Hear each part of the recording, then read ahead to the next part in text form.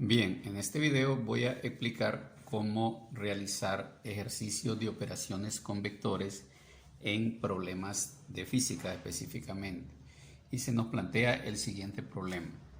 Tres embarcaciones ejercen fuerza sobre un gancho de amarre. Hay el resultado de esas tres fuerzas. Es decir, vamos a encontrar la fuerza resultante, pero también vamos a encontrar el ángulo direccional de esa fuerza resultante. Veamos el gráfico. Tenemos la primera embarcación que ejerce una fuerza de 420 newton con un ángulo de 60 grados con respecto a la horizontal. Luego tenemos la segunda embarcación que ejerce una fuerza de 150 newton y vemos que tira hacia el norte, por lo tanto su ángulo es de 90 grados.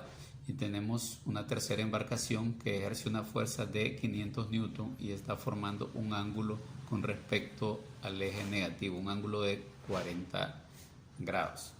Entonces el método que vamos a usar es, en este caso el más sencillo, es el método gráfico, y lo vamos a hacer específicamente mediante el método del polígono. Eso significa que cada uno de estos vectores los vamos a trabajar de forma consecutiva.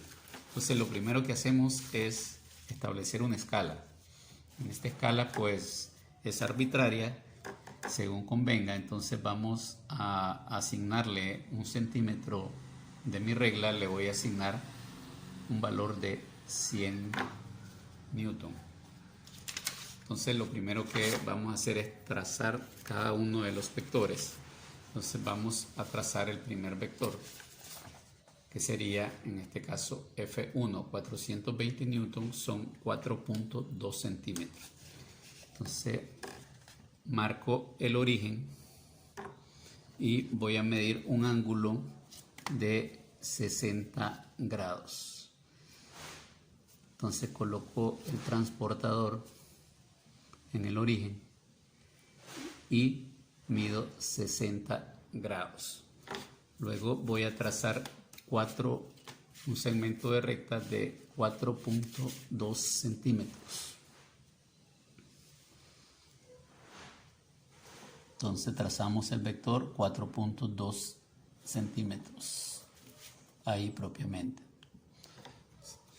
El segundo vector es de 150 newton, significa que voy a trazar un vector de 1.5 centímetros y tiene un ángulo de 90 grados. Por lo tanto, propiamente en la punta del vector que he trazado voy a establecer mi marco de referencia, es decir, el origen del plano cartesiano en este punto, y luego mido 1.5 centímetros.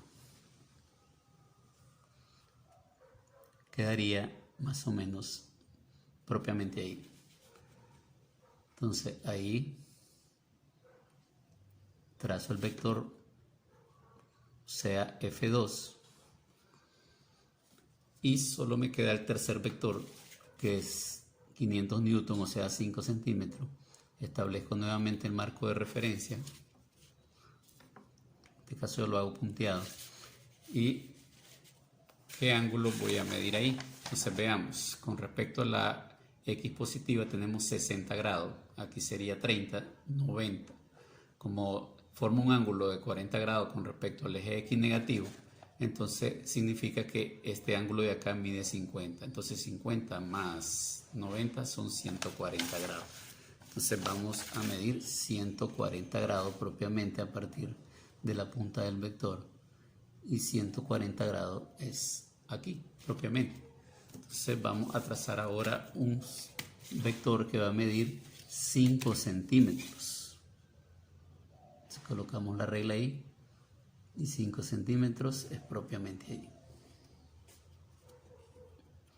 Le pongo su punta de flecha y ahora vamos a trazar el vector resultante.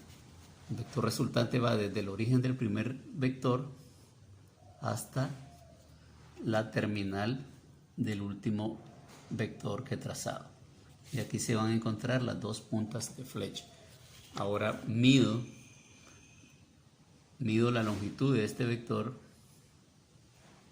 y me está indicando que es de 8.5 centímetros.